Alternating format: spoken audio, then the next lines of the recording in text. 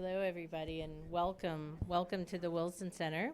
Thank you for your patience. It's a very popular event. We had a lot going on here today and everywhere, as I'm sure you all are coming to see. Well, thank you so much for coming. I'm Megan Parker. I'm the senior writer editor here at the Woodrow Wilson Center with our Environmental Change and Security program. And the Wilson Center is thrilled to be partnering with SEJ, the Society of Environmental Journalists, for the 5th year in a row for this event.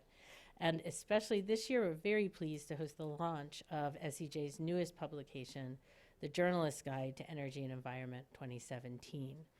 Our partnership with the Society of Environmental Journalists is very important to us, and especially to me, as I'm also the associate board member for SEJ. I'd like to thank my colleagues on the SEJ board, most of whom are here today, for their support, as well as my team here at the Wilson Center, who has worked very hard to make all of this possible. A quick word about where you're sitting. The Woodrow Wilson Center is the living formal memorial to President Woodrow Wilson, who is the only president to have a PhD, and we are a nonpartisan neutral forum for international affairs. Just last week, we were named for the 2nd year in a row the #1 transdisciplinary think tank in the world. And the Center's Environmental Change and Security program has long championed an interdisciplinary approach to understanding how the environment and natural resources are connected to our health, our prosperity, and our security. And you can learn more about our work on our blog, thenewsecuritybeat.org. Today's event is going to begin with a brief introduction to the Society of Environmental Journalists from Melissa Klem, our brand new executive director. And she'll introduce Bobby Mcgill, the president of SEJ's board of directors, who will present the Journalist's Guide to Energy and Environment. Next, Monica Troutzy and our all-star panel will take the stage for a roundtable discussion, and then we'll open it up to questions and answers from you here in the room, as well as our other folks watching in our overflow room and people watching online on Twitter. It's important to remember when we come to the Q&A to make sure to wait for the microphone so all those folks can hear you and your question. And please introduce yourself and give your affiliation as well. And especially important, given the number of folks we have here today, to ask a question, no speeches, please. So on behalf of the Wilson Center, I'd also like to take a moment to thank our reception supporters, most of whom are also here today. We're very thrilled to welcome the Nature Conservancy team here today. The Nature Conservancy is a global conservation organization dedicated to conserving the lands and waters on which all life depends. Guided by science, the Conservancy creates innovative, on-the-ground solutions to our world's toughest challenges so that nature and people can thrive together. Thank you to the Nature Conservancy. The Wilderness Society is also here today. The Wilderness Society is the leading American conservation organization working to protect our nation's shared wildlands. From well-known icons to hidden gems, protected wildlands give us clean air and water, abundant wildlife, havens for recreation, solitude and learning, important sources of renewable energy, and a foundation for a healthy planet.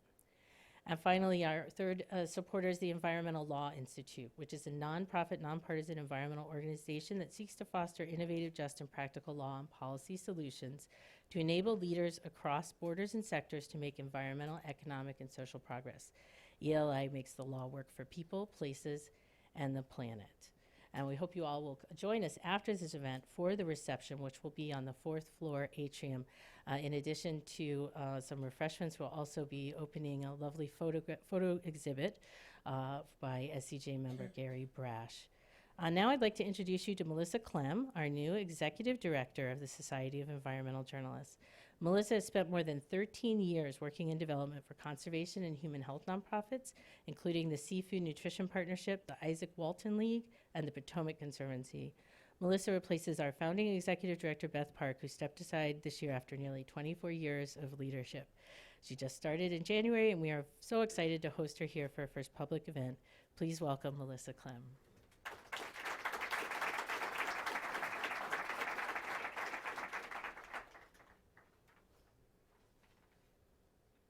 Good afternoon.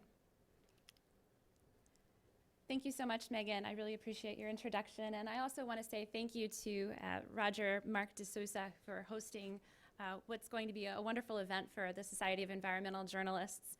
We are so excited to work with the Wilson Center, and we really appreciate the opportunity.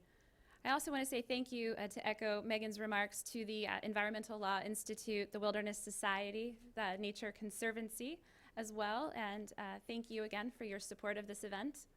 I'd also like to take a moment to thank all of you for being here, and also to those who are participating via live stream. It's really inspiring to see a room full of journalists in these challenging times who are committed to covering the environment, so well done. I'd also like to take a moment to just explain a little bit about the Society of Environmental Journalists for anyone in the room who's joining us for the first time. For those of you who don't know, we are an organization, a nonprofit, and our mission is to strengthen reporting on environment, energy, health, and climate by supporting journalists, and that's all journalists. And we do that through a number of different ways, including events such as this one. We also are going to have an event tomorrow at NYU DC featuring members of Trump's administration, and I'd welcome all of you to join us or tune in via live stream.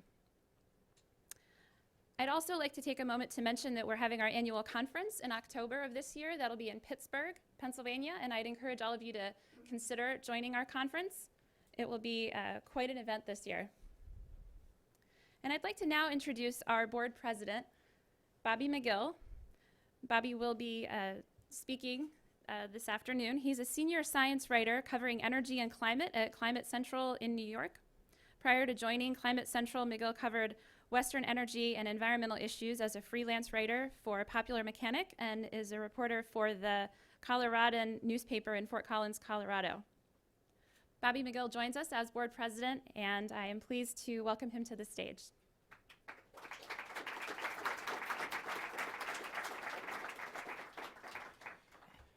Thank you, Melissa. I'd like to thank Megan Parker for organizing this event, and also Adam Glenn and Joe Davis, our members of our publication staff who contributed to this report.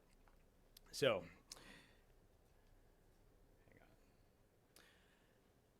this report's online at sej.org, so please stop by our website and take a look. So I think it's fair to say that 4 months ago, many of us didn't really see U.S. environmental policy heading on its current path. It seemed like Hillary Clinton would win. Environmental regulation of the future would look a lot like it did in the past. But of course, that's not how it went. Turbulent and possibly revolutionary times are ahead for U.S. energy and environmental policy. And if there's one message the Trump administration is sending about environmental and climate regulations, it's this: the future will not look like the past. But first, it's important to take a look at the administration's rhetoric framing the policy changes that may be ahead. Based on Trump's own words and those of his cabinet nominees, this is the Trump administration's environmental policy in a nutshell: deregulate, deregulate, deregulate. Eviscerate the EPA. In fact, the House Science Committee next week has a hearing that's called "Make the EPA Great Again." They're not denying climate change outright. They're not saying it's a hoax like Trump did previously, but they are doubting the degree to which humans are responsible for climate change, calling the science unsettled or up for debate, even though the established science shows otherwise. They say climate action and regulations are harmful. Locals should have more say in how the federal government regulates them. Oil, gas, and coal are the primary keys to economic prosperity and energy independence. And the primary the primary environmental issues that matter more than anything else are clean air and clean water, but only accomplished without overly burdensome regulations. You get the picture. Fact or fiction, this is the rhetoric framing the Trump administration's environmental policy, and the implications this year are enormous. Changes are occurring at a dizzying pace, and that means we'll be covering possible efforts in both Congress and the Trump administration to weaken the Clean Air Act, Clean Water Act, and other environmental laws that have been keeping our and other regulations that give those environmental laws teeth. We'll see some states try to take up the slack where some of the federal government was more apt to regulate previously. or currently, especially on greenhouse gas emissions. We'll see other states take a cue from the Trump administration and possibly embark on their own adventures in deregulation. So let's look at the details. This is not a comprehensive list of all the things we'll be covering this year because the changes are happening at such a dizzying pace that it's impossible really to come up with a comprehensive list. But this gives you a pretty good idea, a pretty overarching view of the big issues this year. And the first one is the Paris Climate Agreement. So Trump campaigned on canceling the agreement, but it's unclear just exactly what's going to happen. In 2015, the US and 193 other nations agreed to take measures that would try to contain global warming to 1.5 degrees C and prevent it from exceeding 2 degrees. It was ratified last year, and Trump has vowed to cancel the pact. But of course, there are a lot of questions. Can Trump really cancel it? No.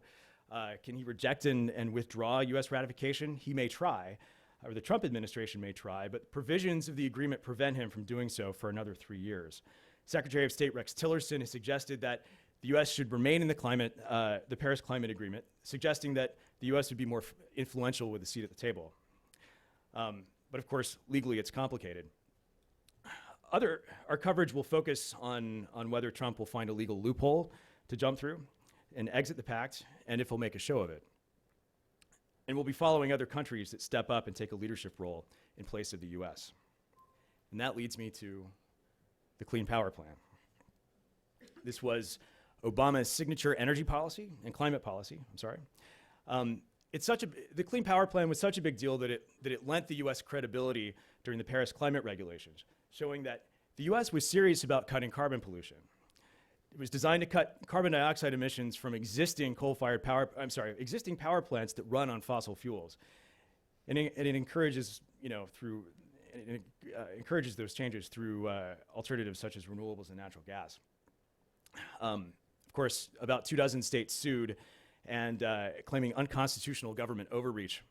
The Supreme Court issued a stay. In fact, it was one of Justice Scalia's final actions before he died. And of course, Trump wants to kill the Clean Power Plan. But it's not quite that easy. It's not a matter of just issuing an executive order and declaring it done. The Clean Power Plan took 1.5 years to finalize, and on doing it, it's going to require another long rulemaking process. So, and of course, the courts could just overturn the plan. So, coverage this year is going to focus on several things. 1, how will the Trump administration move to undo the plan? 2,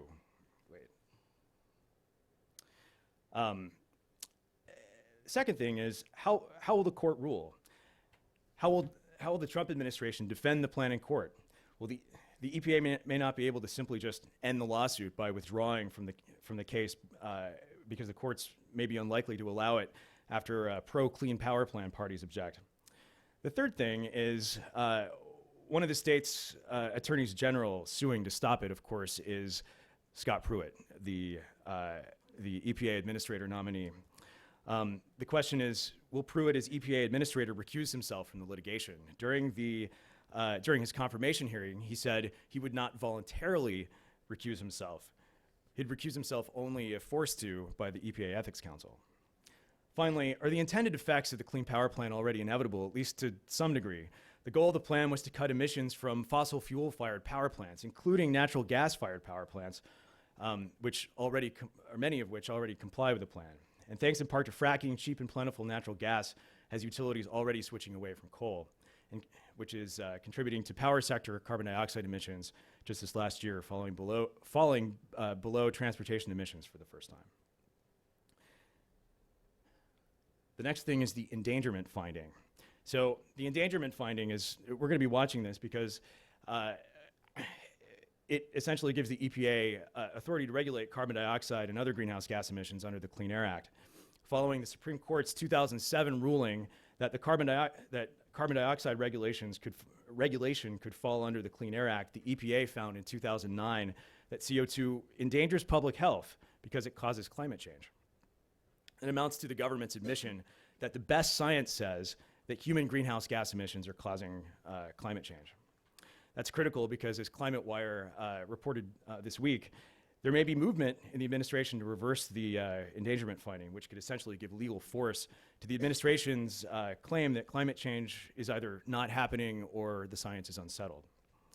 Some administration officials, including EPA Administrator nominee Scott Pruitt, appear to be unconvinced that reversing the finding is a priority, and so we'll be watching what happens with that.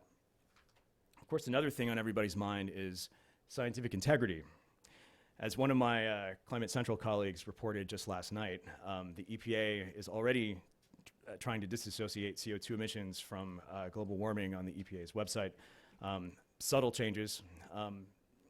And so any effort to disassociate CO2 emissions from global warming and reverse the endangerment finding signals a rejection of established science. There have been suggestions from, and of course there have been suggestions that from the NASA transition team that its Earth Science program could be deeply cut. There could be political vetting of scientific studies coming out of the EPA and other federal agencies. Trump has flirted with the anti-vaccine movement. All of these call into question the administration's commitment to scientific integrity. So we'll be looking out for the quality of the science coming out of the EPA and any sort of political influence. Deregulation, deregulation, deregulation. Obviously, Republicans have made no bones whatsoever about their belief that many federal, and some Democrats too, I have to add, that environmental regulations may be overly burdensome. They especially oppose regulations on oil refineries, methane emissions from oil and gas wells, stream water pollution from coal mines, and another particular target is the Waters of the U.S. rule, which defines which bodies of water, including streams, rivers, riparian areas, fall under federal regulatory jurisdiction. So, let's see. So the Congressional Review Act is one of the methods that the Trump administration is using to deregulate.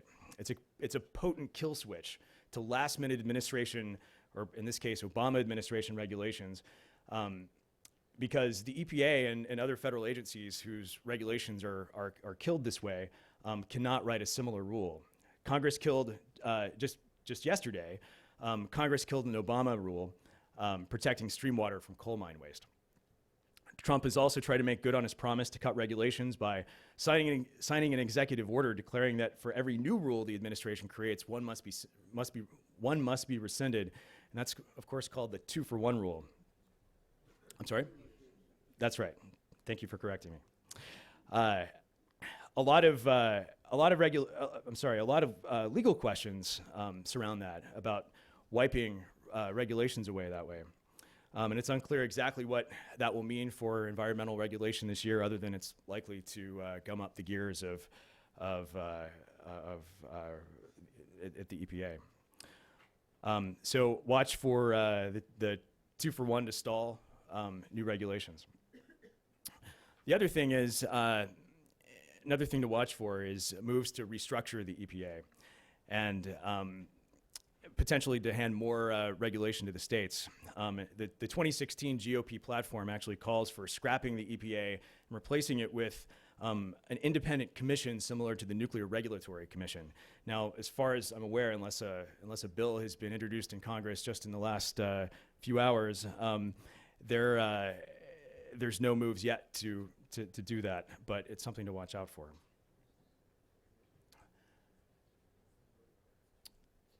A little bit behind on the PowerPoint. So the other thing to watch out for is public lands, and one of the favorite targets of congressional Republicans is the 1906 Antiquities Act, which gives the president the authority to unilaterally declare a national monument. And this has been a particular target because primarily of two national monuments. One that President Clinton declared in 1996, the Grand Staircase Escalante National Monument. It's 1.8 million acres. That sparked a lot of ire among Utah lawmakers. And also, one of the last national monuments that President Obama declared was the 1.3 million acre Bears Ears National Monument also in southern Utah.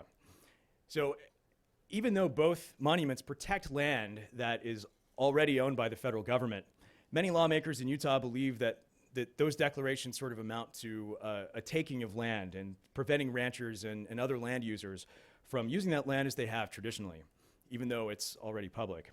So no president has ever de-designated a national monument. A president can unilaterally designate, but it's never been tested as to whether or not the Antiquities Act can allows a president to de-designate a national monument. So chances are it may not, but we're likely to see Trump test that. And it's possible that the Bears Ears could be one of the first. There may be also more attempts to force the federal government to reduce the amount of land that it manages. So if you put together all the national parks and all the monuments in the country and wildlife refuges and historic sites and the White House lawn and the National Mall, they all add up to about just a little over 600 million acres. I think it's actually 640 million. There's a movement, particularly out west, to create a mechanism. In fact, it's in the 2016 GOP platform that calls for Congress to create a mechanism to transfer that land back, or transfer that land to the states. It's called the Land Transfer Movement, also with origins in Utah.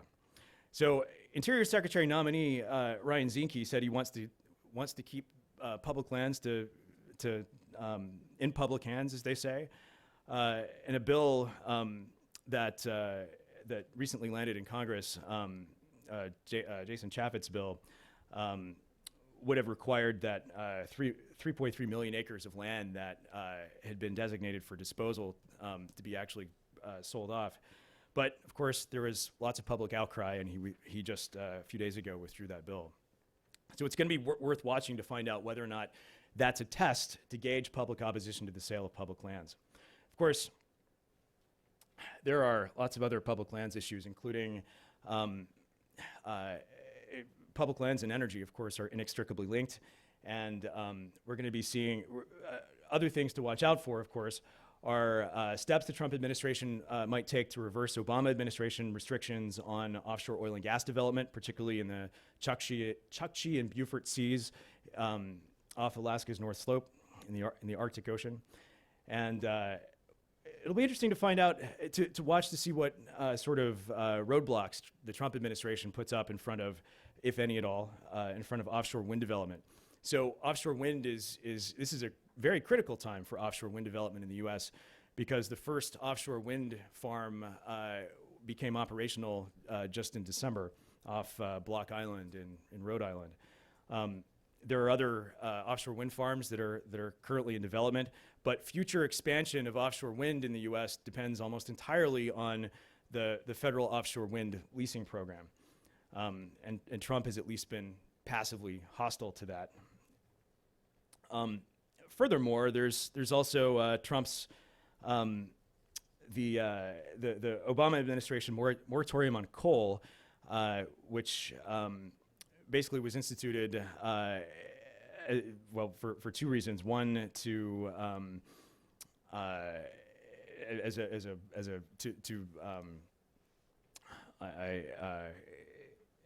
basically it was a measure to I've lost the words. I apologize.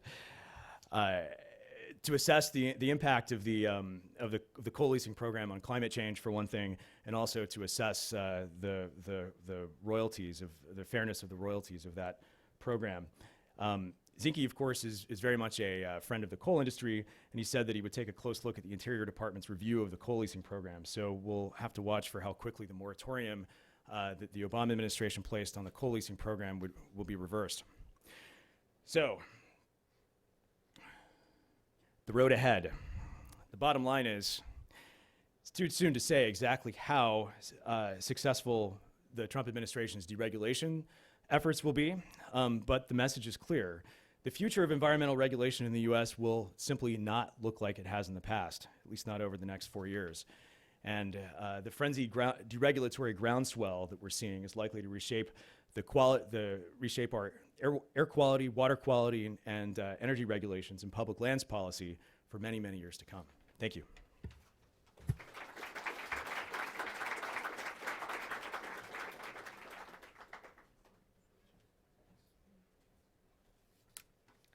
Thank you very much, Bobby, for presenting the new Journalist's Guide to Energy Environment in 2017. And as Bobby said, you can find it all online as well at sej.org. Now I'm very pleased to welcome to the stage our panel and our moderator, Monica Troutzy. I'm going to introduce Monica, and then she's going to introduce the panelists to you, but you also have bios with all of their complete information. So Monica Troutzy is the managing editor and anchor for video at E&E News. She serves as producer and moderator of E&E News On Point with Monica Troutzy and The Cutting Edge. She has produced and moderated more than 2,000 on-camera interviews with lawmakers, administration officials, ambassadors, and more on energy and environment issues. Monica and our panelists, please join us up here.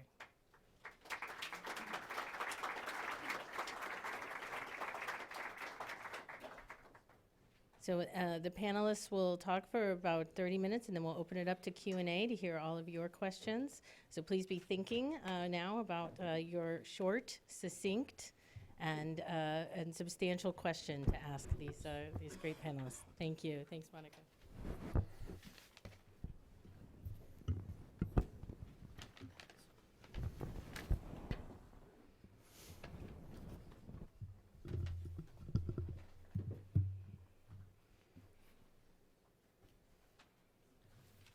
Thank you, Megan, and thank you to SEJ for the invitation to moderate today's discussion. It's an honor to sit at this table with some of the most impressive journalists reporting on energy and environment issues here in the U.S. This is an incredibly dynamic moment for environment policy, politics, and science. With the ushering in of the Trump administration, there's a lot of uncertainty. But on many issues, we expect a complete 180 compared to what we've seen over the last 8 years. This means journalists will be very busy trying to understand all the maneuvering and all the and then also dissecting it all for readers and viewers. We expect a reversal of the Clean Power Plan in some way. That's only the beginning. We're also all seemingly in a moment of deja vu with the recent revival of what is a settled debate on climate science.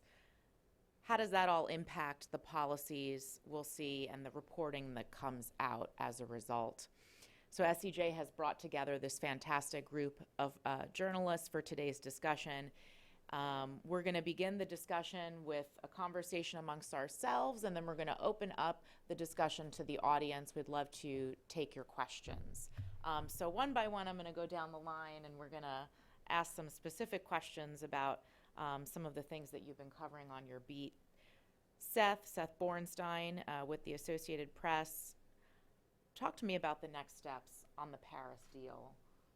Well, the next step is depends on what President Trump does.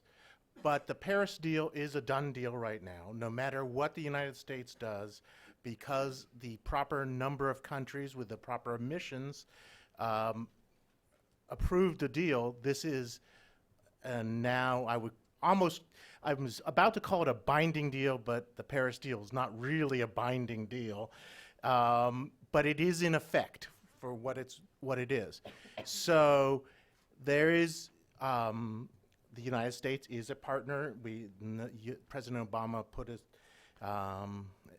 essentially ratified this under the Rio Treaty of 1992. That's how he put us in, which means President Trump has two options on how to withdraw. And one would be the one that Bobby talked about that would take essentially 3 to 4 years. But there is a faster option if he wanted. So the way these agreements work in international agreements, you have 1 year, you can withdraw with 1 year in 1 year time period. However, if it's a new agreement like the Paris Agreement, there is a cooling off period before everyone goes, oh my God, we've just changed our minds, what have we done? There is a 3-year cooling off period. Thus, it's 4 years to withdraw from the Paris Agreement.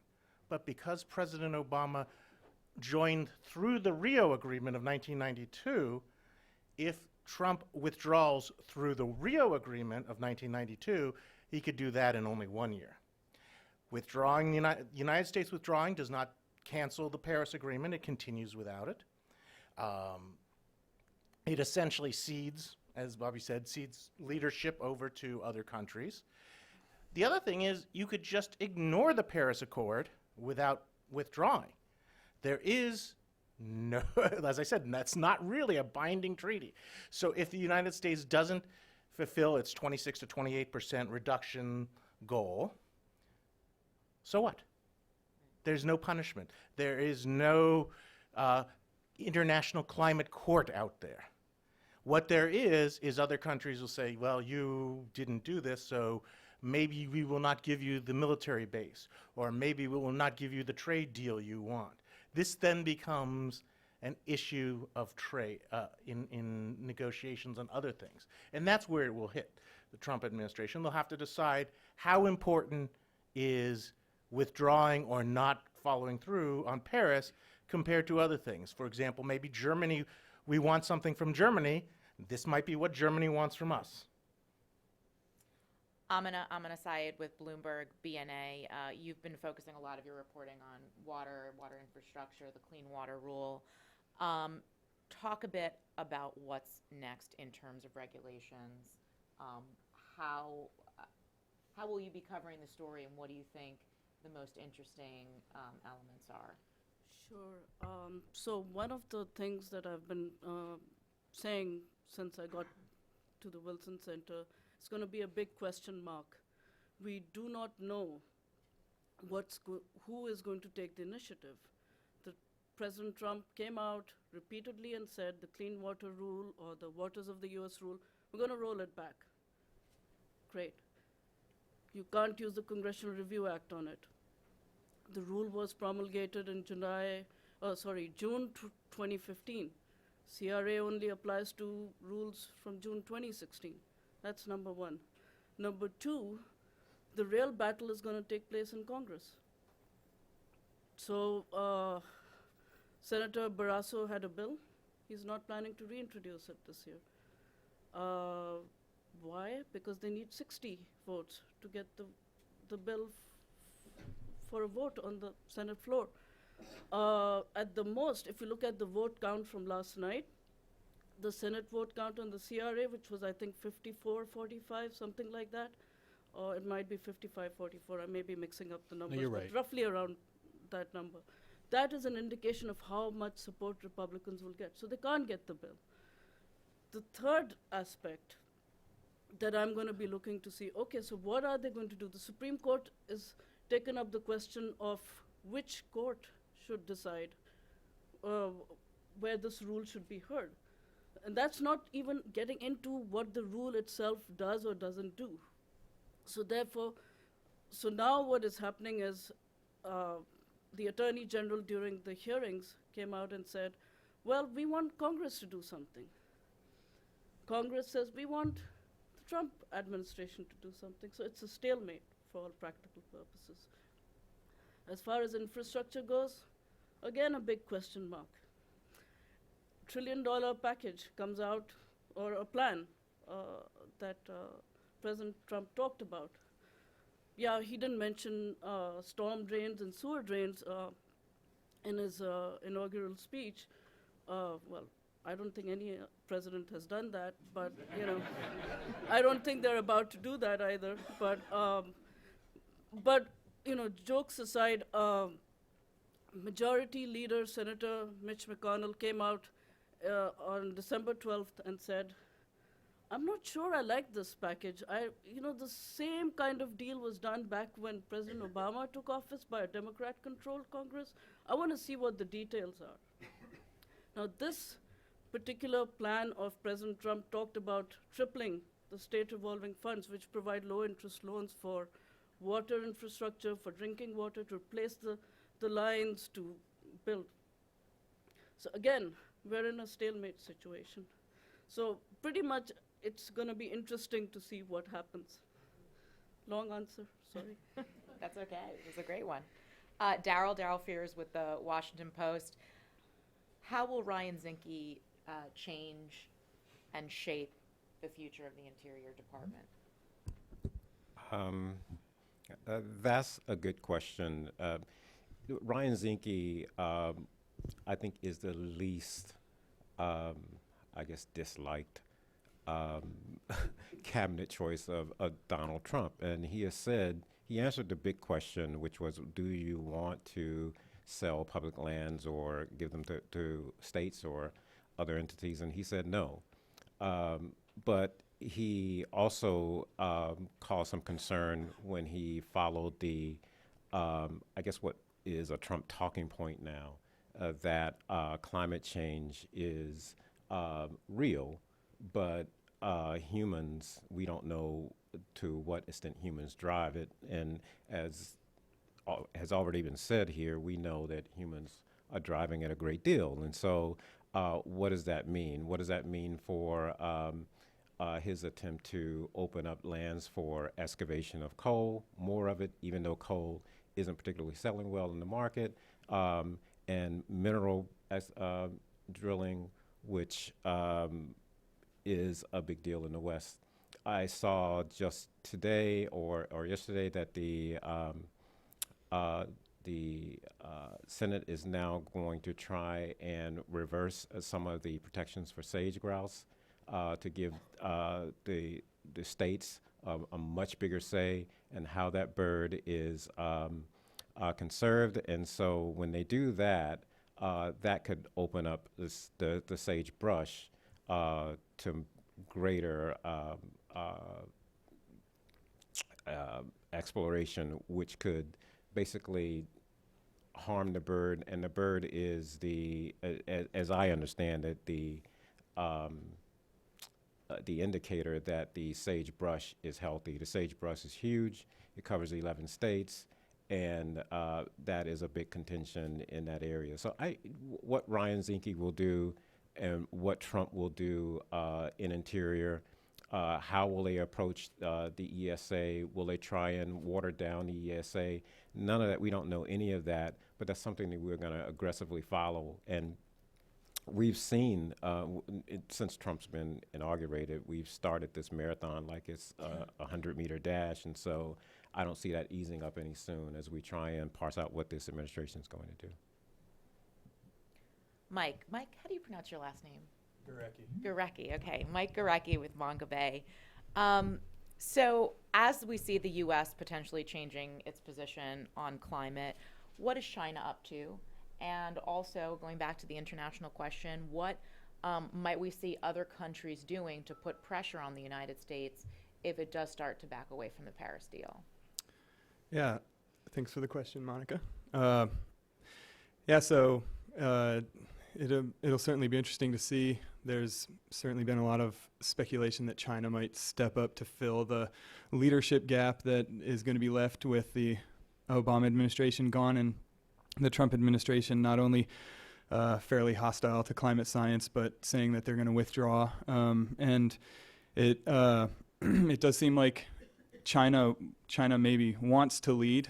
They are scaling back their ambition as far as coal plants. There are a lot of economic reasons as well as environmental reasons. As we know, China has pretty bad smog problem thanks to their coal use and everything. So there's a number of reasons why they might be scaling back their coal use, but certainly the environmental reasons are one of them. So we've kind of seen China walking the talk, so to speak, and so that'll definitely be something worth following in 2017 is who emerges as the new leader on the world stage in the climate realm, and China's certainly looking likely. And I think one interesting sort of test case that is coming up very soon is around the wildlife protections, because there's been a call for years to close domestic markets for ivory from elephants. There's a poaching crisis going on in Africa that's decimating elephant populations, and hasn't been a lot of movement on closing those. Last year, the U.S. adopted a bill that would close our markets from ivory. China said on December 30th that they're going to do the same by the end of 2017. In the next couple weeks, we're going to see the EU and the UK vote on similar measures, and if China's leadership on the world stage is worth anything, we might see this might be an interesting case to watch to see how well they, how other countries are going to respond. The EU and the UK actually were opposed to at the CITES COP17 last year, which is the 17th Congress of the Parties of the Convention on International Trade in Endangered Species. There was a motion on the floor essentially to uplist all elephant species to the highest level of protection, and the EU and the UK were against that. So it'll be interesting to see how they vote, and I kind of feel like it might be a bit of a test case to see how much China's leadership is worth. Remind me the second part of the question. Just asking about the pressure that we might see the international community put on the U.S. Yeah, I think it was either Seth or Bobby touched on it, talking about military cooperation, military bases and trade sanctions and who knows? There's a lot of Mongabay had of course we had a correspondent on the ground in Marrakesh at the UN climate talks last year, and they filed a number of reports for us about the various ways countries were already kind of strategizing around how to cajole the Trump administration. So I think there are potential tariffs on American exports and trade sanctions and military cooperation on a number of ways. So that'll definitely be something that we'll be watching closely as well. Annie Snyder's with Politico. She's a former colleague of mine at E&E. So many questions have been raised about conflicts of interest with Scott Pruitt, the nominee for EPA administrator. Will his conflicts of interest come up as he works through some of his top tier issues at EPA? And what are the top tier issues that you believe he'll tackle when he gets in? Absolutely. He has sued prolifically as the Attorney General of Oklahoma, and many of those same regulations and issues that he sued over are going to be top issues. I think we can say when he gets to EPA. We don't see anything at this point that would stop his nomination. Clean Power Plan, obviously one. A number of regulations around coal, mercury, the Waters of the U.S. rule that Amina was talking about are all lawsuits that he's been involved with as Attorney General of Oklahoma, and things that the Trump administration has indicated they're going to want to revisit.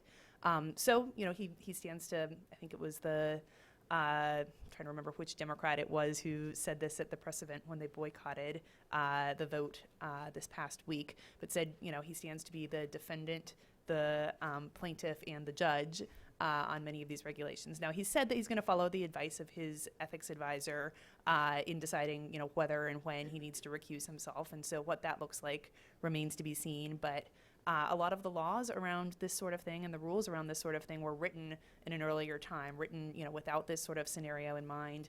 I'm talking about lawsuits, but there's also the political giving that has been at play during his time in Oklahoma, not all of which we're privy to because of election laws and election finance laws. So it'll absolutely come up. How exactly it'll play out remains to be seen. I heard an interesting argument the other day that because he wouldn't be litigating as EPA administrator, it's all fine. Depends on who you ask. It depends on who you ask, exactly. John Siciliano with the Washington Examiner. There is a lot happening at FERC, or very little happening at FERC, the way you look at it. FERC, of course, the Federal Energy Regulatory Commission, down to two commissioners right now, LaFleur and Honorable. And their hands are basically tied right now until there are more commissioners in place. What does this mean for FERC, infrastructure projects, and the markets? Yeah, well, the acting chairman, LaFleur, who Trump appointed last week, she issued basically what is essentially emergency orders this morning that dictates that senior staff in the Office of Management will be taking over the functions, the basic day-to-day of the commission until a quorum is put together. And what that basically means is nothing in terms of major decisions will be going through the commission. None of the major problems that or challenges that have come before the commission will be answered or taken up, and there's a process for dealing with those under the Federal Power Act as well as the Natural Gas Act. Now, the environmentalists cheered on the Obama administration's appointed chairman, which is Norman Bay, which had extensively, and I like to add that FERC has become incredibly politicized in the last couple of years, more so than I've ever seen it, and I've been covering it for about 10 years. And it's just amazing. There are almost last year there were almost daily protests at FERC. The environmentalists have targeted it. They have targeted the homes of commissioners and the chairman. Norman Bay, going outside of protocol, sort of left the commission after Trump appointed LaFleur as the acting chairwoman, which is, and J.D. Super put out a brief that said that was an uncommon act that sort of raises some issues about how the commission will function in the coming weeks and months, however long it takes for Trump to nominate people. He has not nominated 3 Republicans. And I talked to a senior person in the transition team at DOE who basically put it this way: FERC is not in a crisis. Other people would say, especially all the natural gas groups and the pipeline groups, which have been lobbying intensely over the last 5 or 6 days, that Trump needs to do this now. Lisa Murkowski has come up and has made a big issue of trying to shuttle nominees through as soon as possible. She has talked to President Trump and his White House officials on this issue. We have not seen anything move yet. So getting back to the environmentalists who are challenging FERC on many of its pipeline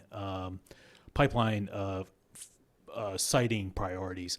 If you don't know, that FERC is the primary permit giver and sort of regulator of interstate natural gas pipelines. Right now, there's a big push to get natural gas out of the Marcellus shale play out of Pennsylvania into the Northeast. Sierra Club and others in various chapters along that corridor are opposing it intently.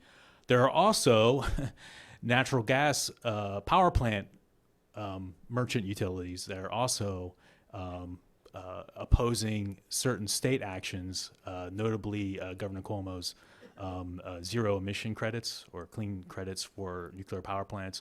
They have approached these utilities, don't think that is a great thing for New York to be doing, and it interrupts or interferes with FERC's regulation of the restructured markets that should be dictating what prices are put where and what resources. So there's an administrative court action at FERC that will be delayed. A lot of things going on at FERC. And John, you've also been doing a lot of reporting focused on states. Yeah.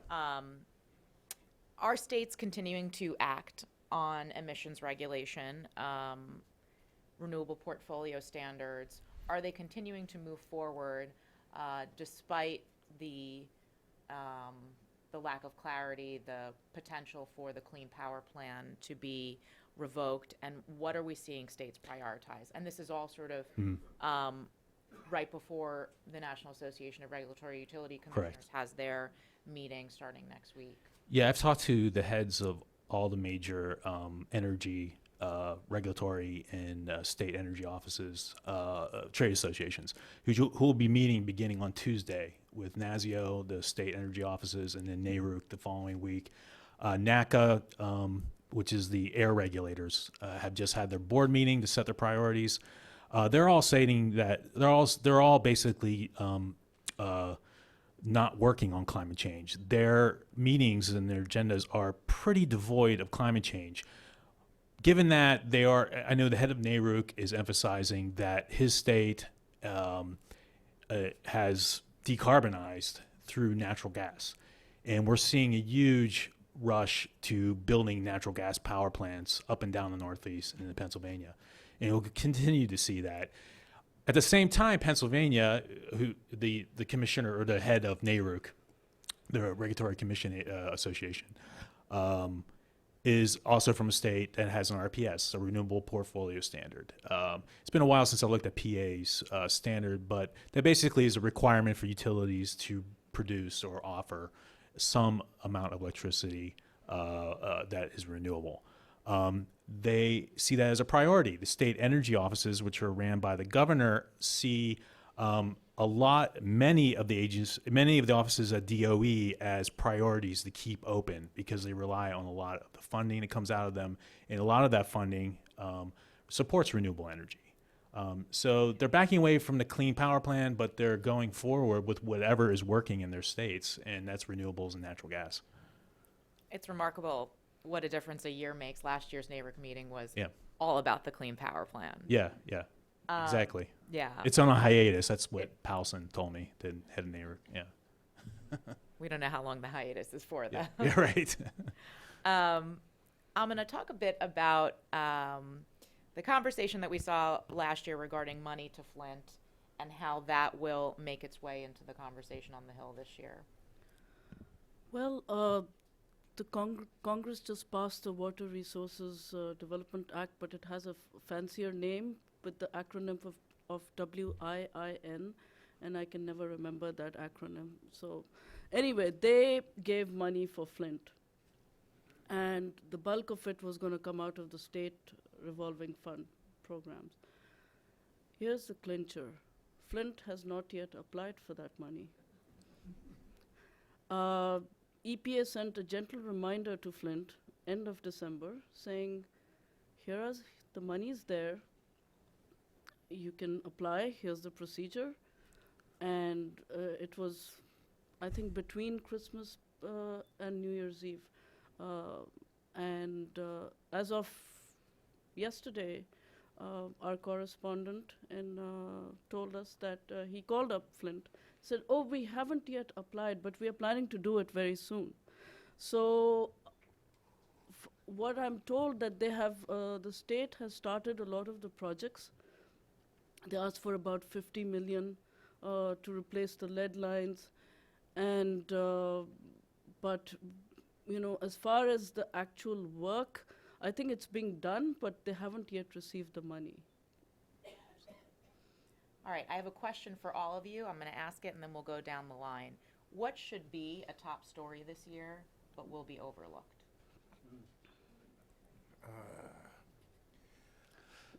Think about that one. Take a moment and think about it. Well, the good thing is there are so many good reporters out there, and we've all got such as you could just look down this panel, we've all got such different interests. That makes it harder to overlook things. I may not be looking at water, but I'm gonna, so I think that's one of the things. But actually, there's one that I'm tempted not to say because I feel like I'm one of the few people watching it. I don't want to clue. But when you do cost-benefit analysis for government, for all sorts of regulations, one of the keys is it more costly to do the rule or more beneficial? And then in the Obama administration, things like the Clean Power Plan when they do these cost-benefit analysis, they found that the benefits are more in their economic analysis than the costs. There's a lot of ways that things can be changed. One of the most interesting ones is the value of human life. And this is something the George W. Bush administration did. They devalued the value of human life. First, they tried to devalue just old people like me. And then that didn't work because of reporters like me. And then they reduced the value. So the way this works is if statistical value of a human life used to be worth $6 million and now is worth $5 million, the rule doesn't pay off. And so you can say, well, this rule doesn't make sense. And also then on the other end, you can look at the costs. You see the industry often comes up with these incredibly large figures. This rule is going to cost $100 gajillion. And EPA looks back and says, no. Will EPA now look back and say, okay, we won't do it? So that I watch that, and one of the key figures, I don't know if that person's been named yet, is at a little-known office called the Office of OIRA at OMB. And they are the ones everything goes through. And both in the Obama and the Bush administration, that was a major place where regulations went to die. My turn. I was caught by surprise by that question, Me but too. wasn't expecting it. But I think a lot of stories on the science, the research, I think, in my opinion, those are going to get overlooked. For example, the whole issue of drugs being flushed down the toilets. Now, granted, I'm obsessed with that issue, with, wastewater and all of that good stuff. But what happens when it gets flushed down the toilet, when microbeads go down? And yes, there's been legislation to regulate microbeads going, but there's already tons of plastic in the oceans. And what is going to happen? The scientists are doing studies looking at how to see the harm that comes from the chemicals that are absorbed on the surface of these plastics, and when fish and other aquatic life swallow them, what kind of effect does it have? You'll have scientists on both sides of the spectrum arguing this way and that way. I want to see what happens to the results, and I think it would be a great story to find out, once these results are finalized and these studies are published, what happens, and then will the agencies do anything about it? So. And don't forget the estrogen. I mean, you mentioned pills. That's still one of the major things that people, has dropped off the radar already, estrogen in the water supply and how it is affecting wildlife. Not only estrogen, but there are a lot of naturopathic medicines, because that's a huge billion-dollar industry. And we have no idea when we flush those things down, what happens to them. How long did it take you to come up with that question? I think that there may be several things, and I'm glad you introduced that. And one of the things that happens when you flush stuff down the toilet is that male fish become female, which is happening in the Potomac River. I think that we may overlook the people who some of these deregulations impact. So when you fail to protect water, who drinks that water? And when you fail to protect the air, who breathes it? And we commonly overlook environmental justice issues, people who live near power plants, whose children miss school and parents missing work because they are sickened by the air they breathe. And so I think that we have to be focused on that and how these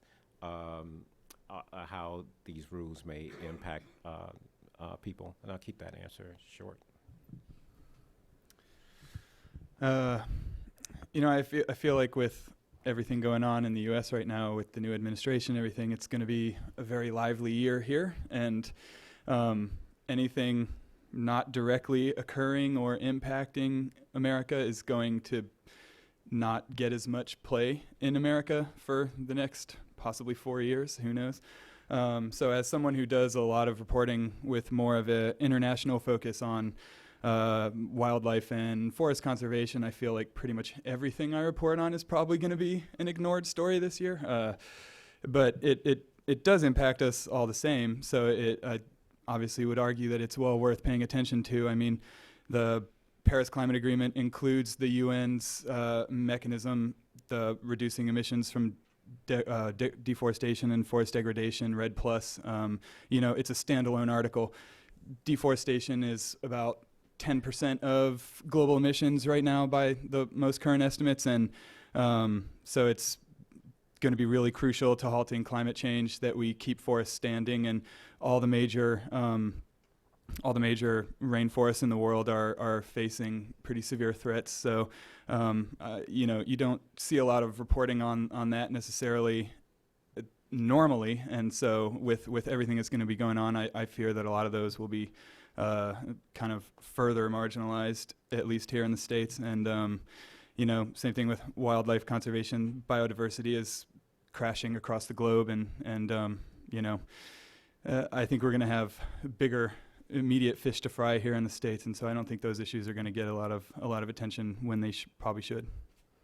Annie? So I think there is an absolutely huge story going on in the Southwest right now that hasn't really made it out of the Southwest, and I'm really surprised. So the Colorado River, as many folks know, was over-allocated. So at the time that the law of the river was written, we thought there were 16.5 million acre feet on the river. Turns out that was based on measurements during an especially wet period. So there's a structural deficit. There is not enough water on the river to meet everybody's demands as it's allocated now. Layer climate change on top of that, and you've got a real problem. The water levels at Lake Mead have been dropping, Lake Mead being the lower reservoir that feeds California, Arizona, and Nevada, and then ultimately down to Mexico. And the states have realized this and have come together and are trying to come up with a solution. So right now, there's a 50-50 shot that in 2018, water levels at Lake Mead will drop low enough to trigger mandatory cuts to Arizona and Nevada because of the way that the deal was negotiated when Arizona built its big water transfer project. California is the last to take cuts, and they've got a very powerful congressional delegation that made it so. But right now, the states have agreed this isn't going to work. We've got to do something to keep the water levels higher because it stands to be really, really painful if things go forward as they are. And they're not even going to go forward as they are because the upper basin, the 4 upper basin states, aren't using all of their water, so they're sending extra water down. They have been sending extra water downstream, but that's going to change. Like everybody knows, people moving to Denver right now, right? So the lower basin states are working on a major agreement to voluntarily reduce the amount of water that they're taking. And there was a real push at the end of the Obama administration to try and get this deal finalized. Not because this is political. It's actually not. This is one of those few issues. It's driven by the states. And everybody kind of wants to keep the White House and the administration out of it. But just having, changing players is always difficult. They weren't quite able to reach it. And this issue, it grows and touches on a bunch of different problems like the Salton Sea, where the less water that agriculture uses, the less runoff goes into the sea. And then you've got a big air quality problem. So it's this really tangled mess. But they are trying to fix it, and it looks really likely that they're going to come up to some sort of solution. And this could be one of those rare instances where we see a problem coming and we actually make efforts and sacrifices ahead of time to solve it. So I think, they weren't able to tie it up before the end of the Obama administration, but there's efforts actively underway, and we could see something happen on that soon. Interestingly, there's a tie-in to Mexico. There's also a treaty between the U.S. and Mexico over water sharing that needs to be sort of updated. It's technically expiring at the end of 2017, and that's going to be real interesting given that there's a lot of other issues going on in that bilateral relationship right now. John? Yeah, I have a couple of answers, but I think litigation is going to be something to look at. We had President Trump issue executive orders and memorandums on Keystone XL and Dakota Access Pipeline. These things are being worked out in the courts. And even if he does move forward with the Keystone XL, they will be challenged again at the court level, at the state utility level. The environmentalists, you're going to see a huge gearing up of their litigation muscle to counter anything he wants to do on Paris, on the Clean Power Plan, on ozone, on regional haze, any of these issues that they want to defend. Civil litigation is going to be a big thing as well.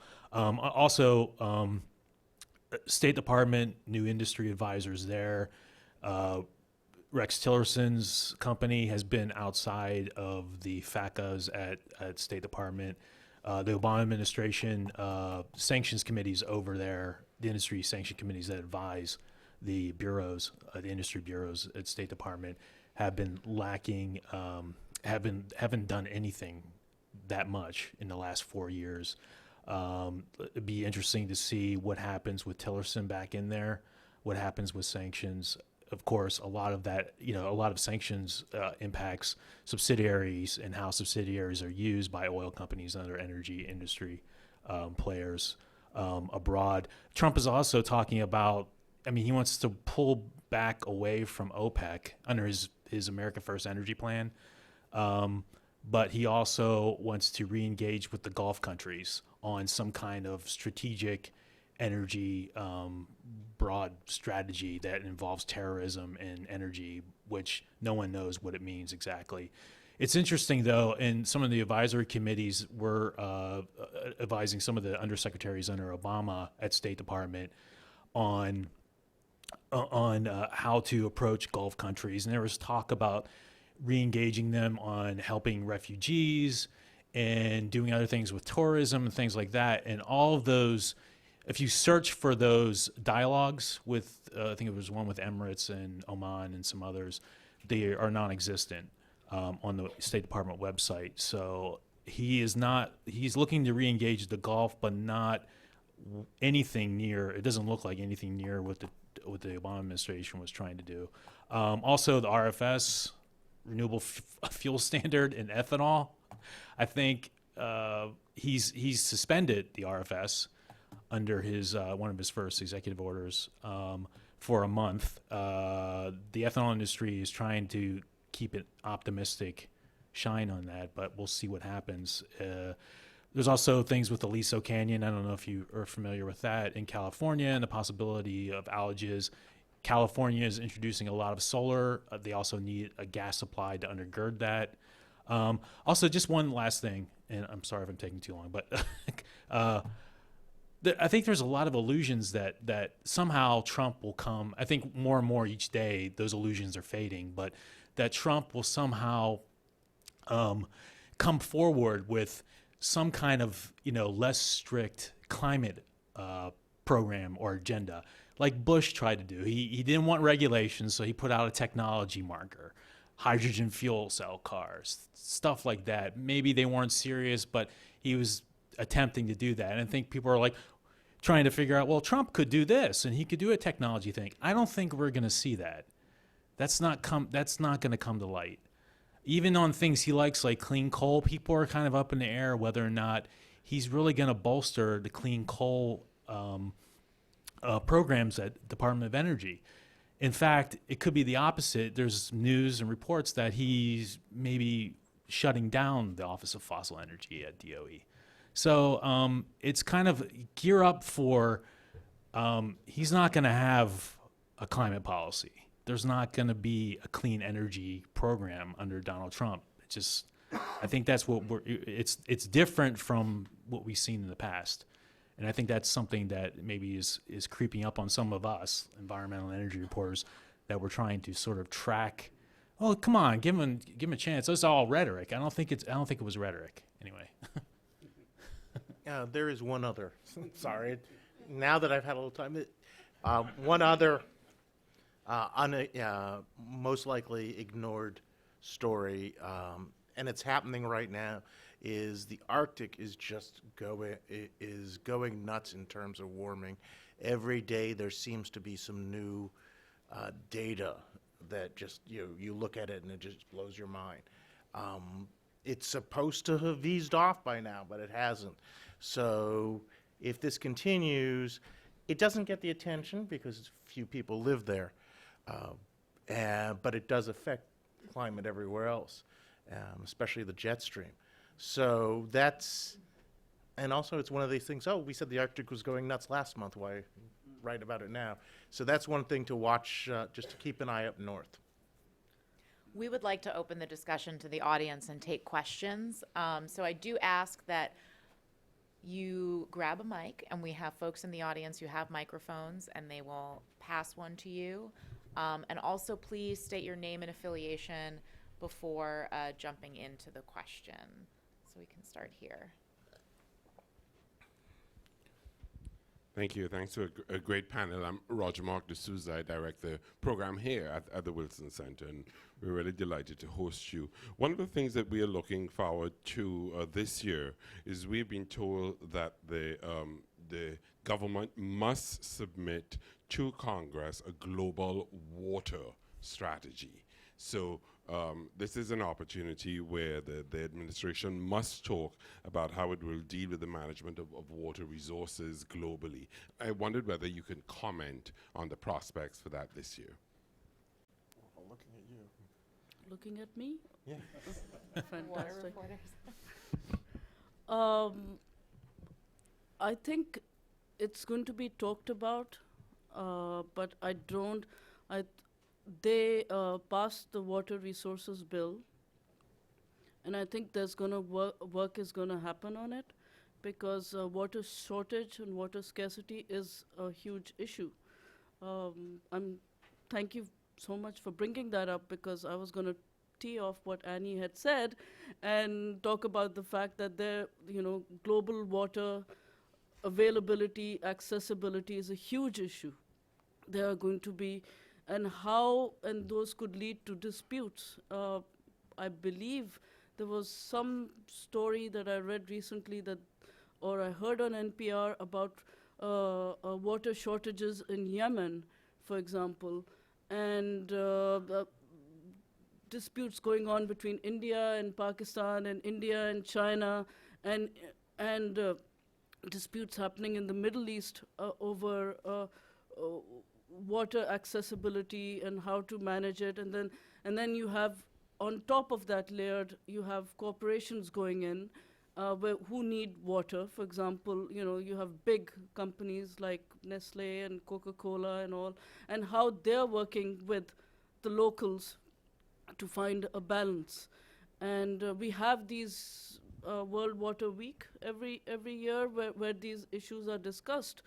And one of the stories that doesn't get as much play is how much of a shortage there is, and I think it will get play, but it's not gonna. I don't know how much of the media are ourselves, because some of us get so caught up in, especially the inside the Beltway, people focused on domestic, that sometimes this sort of, whizzes by. So it's up to you all to keep hammering and pestering us that this is happening, and, do our best to cover it and see where it goes. Yeah, experts like you talk about it far more than we do, and that it's a good question on why we don't. I just will say quickly, I think it's premature to know whether where anything like that is going to go. We need to see who gets appointed to the second and third rung down jobs. I will say that climate change was brought up during the CIA nominees hearing. That was more of a political, do you believe in climate change? But, we know there's a history of interest in those issues within the departments. We'll see how kind of the rank and file staffers, fare and, if they stick around. But I think the real direction we'll get when we see who gets put in the second and third rung posts. Next question. Hi, Alden Meyer from Union of Concerned Scientists. Thanks for doing this. A lot of the attention now obviously is focused on the confirmation fights, the executive orders, the Congressional Review Act battles, et cetera. But there's three major fiscal issues coming at us later this year. First, an infrastructure bill, which has opportunities for things like smart grid and electric vehicle charging, but could also have tremendous threats to environmental permitting of projects. Then there's tax reform, which again, not primarily environmental, could have some pros and cons, including attempts to reduce tax incentives for clean energy technologies. And finally, the mother of all battles could be the budget this year, where there's rumblings about the Trump administration possibly putting forward truly drastic cuts to things like NASA, NOAA, DOE national labs, other clean technology and environmental programs. I'm wondering how all of you are thinking of covering those fiscal battles, since they cross sort of issues and environmental silos, and what we ought to be looking for in those stories later this year.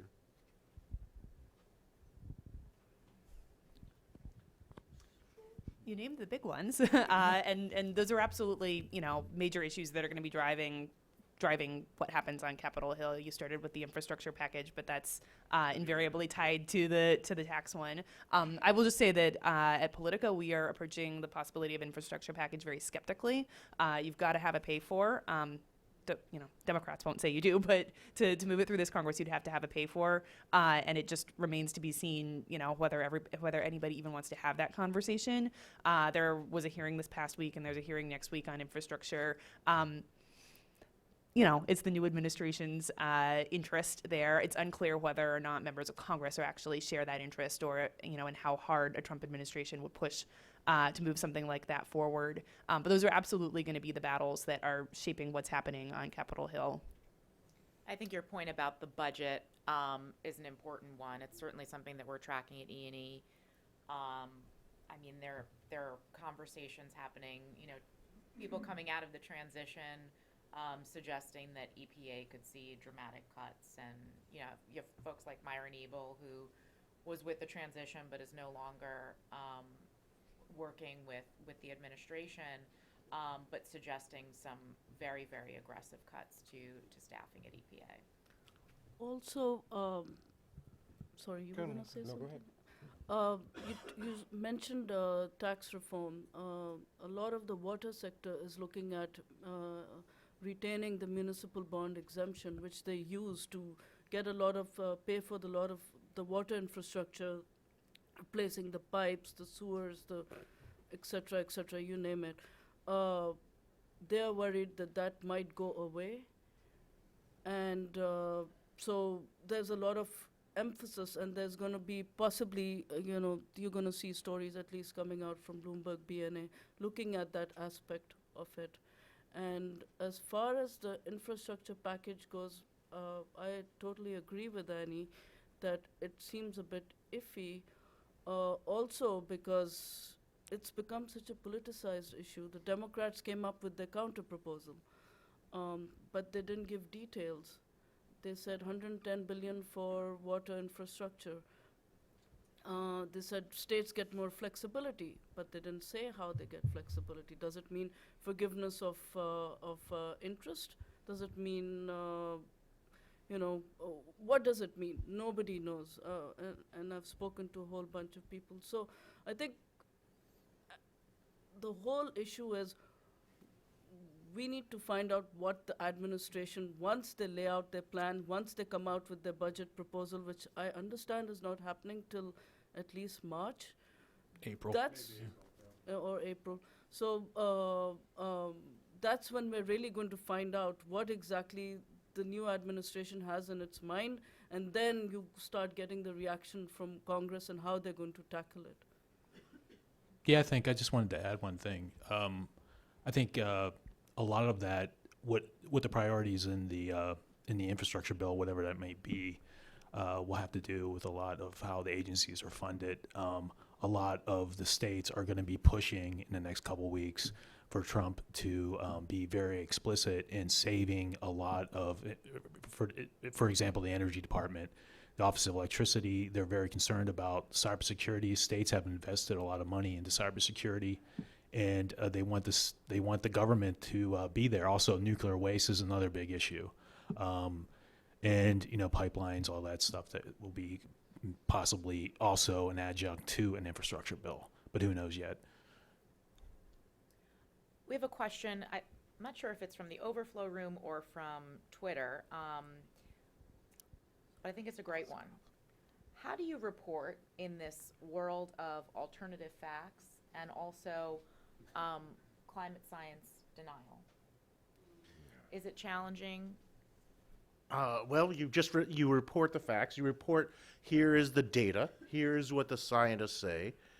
And, yes, you will have those who reject climate science, and they may be in the White House or EPA or wherever they may be. But your job is still to reflect what is happening in the world. And, the funny thing is, physics doesn't follow politics. Physics continues. Newton's laws continue regardless of what climate change doubters, deniers, rejectors say. Just is. You could be sort of, one way to think of this is I'm a New England Patriots fan, and I acknowledge that Tom Brady and the Patriots cheat on occasion. You just have to acknowledge reality sometimes, and your job as a reporter is to reflect reality. Okay.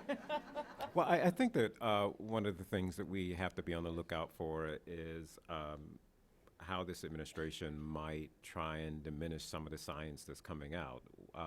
Funding to scientists who support climate change assessments, and you talked about it, NOAA and USGS. Those are very important agencies when it comes to producing the type of science that often we rely on to report these stories. NOAA tells us how much the planet is warmed every year, and they give us an exact assessment of how that happens. If they are greatly defunded, then how do we have the facts to sort of battle some of the outfacts that come out? Did anyone else want to weigh in on that? Take another question. Next question.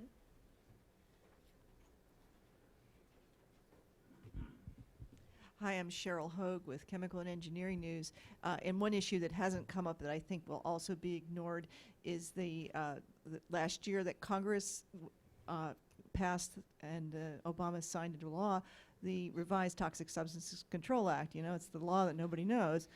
And that's being implemented right now. And how that will play out with statutory deadlines, as well as a lot of industry pressure now to kind of, well, they got what they wanted, which means that states can't regulate chemicals anymore. And now what else can they get out from a business-friendly administration? But my question is about science funding in places like the DOE Office of Science or NSF. Do any of you cover that, or can you give some views on how this administration might try to affect science in general? Because I don't know how friendly to science in general this administration is. Thanks. There's many areas of science we just don't know where this administration comes from. I was discussing this with a colleague yesterday. We know that President Trump has been opposite of where the science is on vaccinations. But then you take a look at genetically modified food, gene editing. Where does that fit in? Because there's sort of one part of deregulation that would say, fine, let it go. And then there's another part that fits in with those anti-vaxxers of, oh my God, this is horrible. So, which little whisperer on his shoulder fits? Science has, when you follow this, you don't see them following many science issues. There's no science advisor yet. There's no NASA administrator yet. NSF, NOAA. This is not, so they haven't thought of this. So it's hard to figure out what they're going to do when they're not thinking about it or doing anything about it. Yeah, if I could just add a thing. On the Department of Energy budget, I think what you're going to see is a targeting immediately of anything related to the climate action plan that the president put forward, coming from people in the transition team, removing that is what they see is connected to just about every office in that area. So anything that was been connected to, the energy efficiency standards come to mind as an obvious one, but anything that's been producing science, possibly, at the energy department will be targeted and either defunded or significantly curtailed.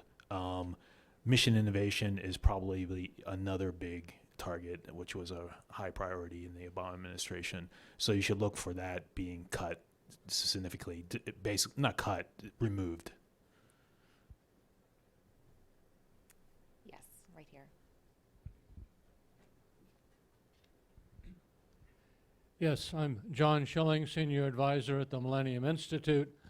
And I have a question following up on one a couple of times ago, but I need to introduce a little bit of what we do. First, the Millennium Institute has developed an integrated system dynamic model that links economic, social, and environmental factors in a country based on real-world relations in that country, and is adapted that way and generates very transparent scenarios to show the results of different policies or assumptions.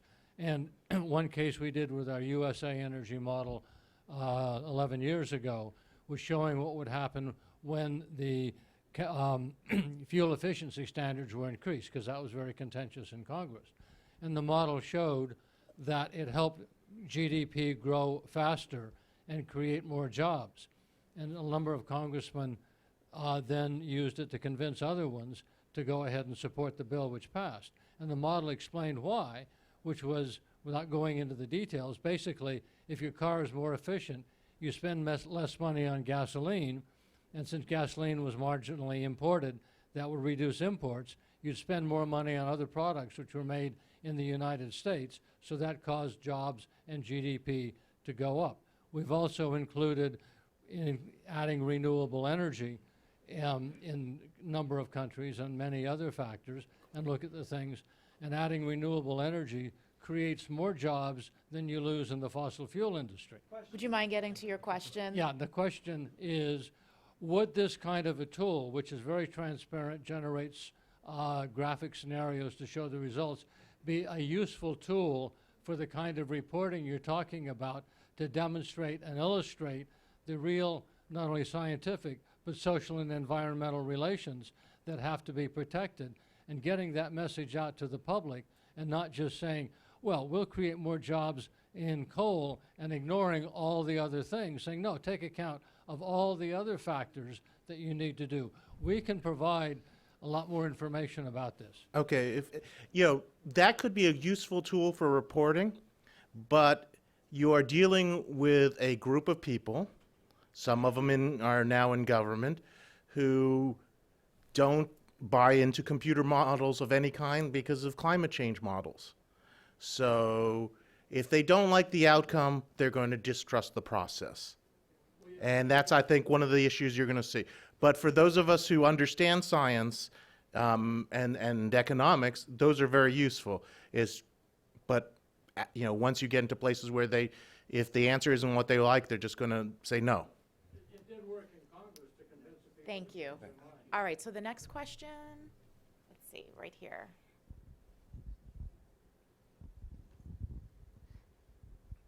Hi, I'm Sharon Geinup. I'm a freelance reporter, and I'm a current fellow here at the Wilson Center in the Environment Program. I'm curious about what other kind of broader regulations, rules, procedures that aren't specifically environmentally focused we should be looking at. Thinking about things like the Holman Rule that would allow particular federal employees to be targeted, dropping their salaries to $1, or the regulations from Executive in Need of Scrutiny Act, the RAINS Act, that would give Congress the ability to approve or ignore any regulations coming out of government agencies. And so I just wonder what the impacts of those kinds of regulations could be, and what other things we should be looking at. Does anyone want to tackle that? Well, I think on the bills in general, and then with the executive order, that the 2 in, 1 out, or vice versa, it's I think you're basically seeing a message to agencies, all agencies. You guys have to be a lot more conservative about what you think is necessary and what you want to do in your agendas, and you have to think a lot. It's restraining them. They're restraining the agencies. So yeah, it's, if someone has an idea of what they want to do, that idea coming into an agency as a head or head of an office, you're immediately constrained on possible actions you could take. And the fear factor, I think, that exists at many of the agencies right now is pretty high, just in terms of anticipating some kind of aggressive action in the workforce. And this seems like as good a time as any to make a plug. For those of you who are here, hopefully you got the sheet. Most of us do rely and especially now will rely even more on tips and documents. It is imperative for employees of the federal government, grant makers, to let us know what's going on, especially if you're being gagged. And most of us have ways of doing that. At AP, we have a secure drop signal, you name it. If you go to ap.org/tips, you will see a whole list of how to do it. I'm sure everyone else has the same. If you're in here in the building, there's a sheet out there on how to give us information securely and confidentially. Nothing beats snail mail with no return address. Oh, no, because it's snail mail. It's 3 or 4 days. I got something Well. today in the snail mail about something a week ago. No. Secure drop. Frank has a question. Thanks. There we go. Frank Masano with Bracewell. I'm happy to give you as much information as you need, Seth. You always have. Yeah. So I tweeted jokingly, half jokingly the other day that over the weekend that our issues just fell off the agenda when he announced the immigration order and everybody was out in the streets protesting. So, I mean, for us in this room and for us on these issues, we will pay attention and we will be doing this. But I guess the bigger question I have is, out in the hinterlands, do they really care about what we're talking about? And how much of that emanates into the White House and, is going to result in the type of policy actions they take? I'm going to attempt to tackle that question. In the hinterlands, for example, the waters of the U.S. rule, it was seen as a rule that went against agriculture. So the American Farm Bureau Federation was a huge player in lobbying efforts along with other groups to roll that rule back, because it was attempting to, as they put it, attempting to regulate land use decisions. So now, if what we're talking about here is whether this rollback will happen or not, I think President Trump and members of Congress will hear from their constituents. You made this promise. What's happened? Why isn't this going forward? They don't understand that, things get blocked in the Senate, or you need, the procedural blocking that can take place. They're like, well, we have the Republicans in power in the White House, in the Congress.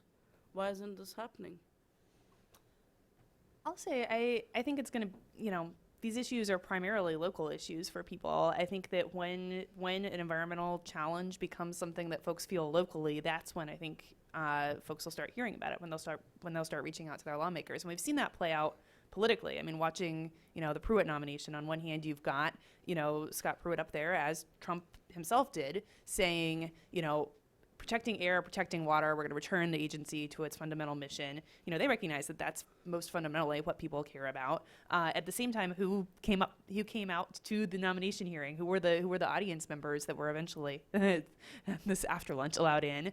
It was moms in clean air task force T-shirts, and it was coal miners. It was people who have kind of a local investment in it. Yeah, I think check Reddit.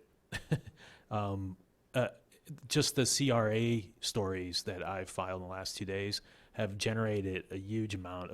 We aren't, the Examiner has a big following, I believe, in the hinterland. We're not just catering to a Washington crowd, and there are conservative bloggers are all over that issue as Trump fulfilling one of his promises to the coal industry. And they're really interested in the Congressional Review Act resolutions. Who would have thought? I didn't think. I've gotten more Twitter retweets and likes and people joining my Twitter feed in the last 24 hours because of CRA than a lot of other things. Just strange. Honestly, I think, Frank, you have a very legitimate point. I don't see, and it's just generally environmental issues do not bubble up until, as like Annie said, there's a challenge. Water has been a big issue for experts, but it wasn't an issue until Flint. It's you're not going to see it until you see another Lake Erie on fire, which is not going to happen for all or anything like that. You need there has to be something big to challenge the public. And it might be heat waves and climate change. It might be a hurricane, which may or may not be connected to climate change, but in the public's eye. It's what drives people's interest in environment is almost always big events or issues, big events, disasters. So that's, for the environmental activists out there, you got to wait for another, BP oil spill. We have time for one more question. Right here. Susan. Thank you. I'm Susan Moran, a freelance journalist in Colorado. Seth, you alluded to it, and Frank, I'm going to steal your word, the hinterland. But are any of you doing anything differently or finding it any more of an imperative now to reach across the divide? And I don't mean just political divide, but reach folks in the hinterlands, and not just geographically, but those who seem to not care or not believe in climate change. And do you even think that is the role of a reporter? And I'm not saying take to the streets, but actually in some way in your languaging or in the things you cover to try to reach more than the believers in environmental and climate issues? Well, you'd be stupid not to. But how? I'm kind of well, okay. So, luckily for me, the Associated Press is a very large organization with lots of resources. We have an ongoing series out there, Trump's America, where we are out there in Trump's America, and we are talking about the areas that are not often reflected in coverage. In terms of my daily experience, I write about the science, so not even the policy. So basically, I deal with scientists, so that's not quite an issue for me. But I think it's your job as a journalist is to be a mirror, and if you're only focused on one small part, you're not doing your job right. That's a good question, because when you're a journalist or in the Washington Post, I don't have to do anything to get liberals to come to me. My inbox is just full with 300 emails every single day. So, but what I'd like to do is I've talked to a lot of farmers because they're on the front lines of this. And last year I went to Iowa and talked to farmers about prairie, but in doing that, I also talked to them about water and land use issues and algae and how they contribute to that, and got a better sense of how they see pollution and how they see the contributions. And so I think that journalists are going to have to do way more of that, not just farmers, but people who just I hate the word deniers, but just aren't convinced, don't believe in science. You just have to talk to them and just get a feel for where they're coming from, who they listen to, who they trust, and why they trust them, and sort of incorporate that into your reports. Yeah, Washington, we all know, can be very much of a bubble. So I think it's helpful for all of us to step out of that bubble sometimes and actually talk to people in the real world. Yeah, but unfortunately, there's many bubbles in the real world, and there are bubbles in the real world that don't acknowledge reality, just as well as there's bubbles of us that don't acknowledge others. So there's multiple bubbles, and the trouble is they're proliferating and not talking to each other. But people who don't acknowledge reality are reality. They become a reality, and so they are part of this story. Whatever they are, however you want to define them, they are sort of the opposition, and that whoever believes in what we believe has to overcome. Well, I can say one thing, that our publication, Bloomberg BNA, was very focused on, in the past at least, and this trend is changing now. Writing about litigation, about legislation for the people who are making the policies, who are filing the lawsuits, etc. So it was very geared to a very specific audience. Now we're trying to sort of move away from that. So you'll see stories that are talking about people who are impacted by a very good example that you gave about environmental justice, or about people who are affected by pesticides, or I had this great experience was it last November or the November before, going down in Florida and learning about the groundwater issue. Now, you wouldn't think about Florida, but, Cynthia Barnett, who everyone here, I think most everyone knows, great author, journalist. She did a workshop, she took all of us, and we actually saw what is happening on the ground, actually in the water, in terms of groundwater shortage, how it's affecting water quality and all. And at the same time, we were introduced to people who live there, who've seen the changes happening in water quality. So there are these changes that are occurring in coverage. It goes back to some of the basics we learned in J school. Yeah. Absolutely. Yeah, exactly. It's about people. And I think on that note, we are out of time. We will end the discussion. This was fascinating. Thank you to the panel. This was excellent.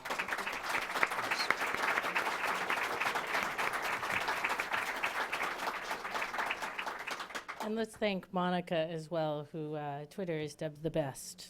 Absolutely the best. And thank you all for coming, and thank you to our overflowing crowd in the overflow room, and to the many of you watching online as well. I hope those of you here at the Wilson Center will join us now on the 4th floor for the opening celebration of climate change in our world, an exhibit of photographs by Gary Brash, who many of you, I hope many of you met before his tragic passing last year.